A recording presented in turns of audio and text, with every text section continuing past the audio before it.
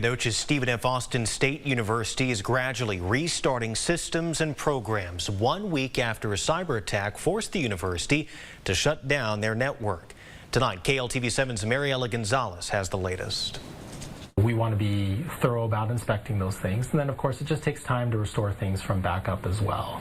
Chief Communications Officer Graham Garner says progress to restoring the school's network is steadily moving along, and they are optimistic about getting back to normal. Internet access is available on campus through wired ports in resident halls and campus computer labs. As of today, Graham says that there is no indication that sensitive or private information was exposed. To enhance security measures, faculty, staff, and students will encounter prompts to reset their passwords. Graham says the school is providing support through its help desk.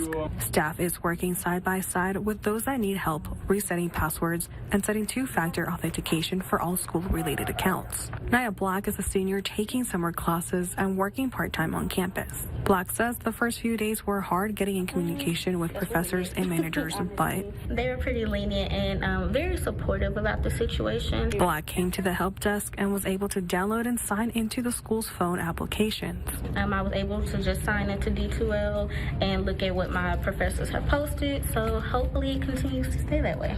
Graham says the school's decision to restore systems a few at a time is to prevent them from potentially experiencing another cyber attack. All of this is really intended to make sure that everyone and their information is safe, that the systems are stable and accessible, and that we are more secure than ever. Mariela Gonzalez, KLTV 7 News.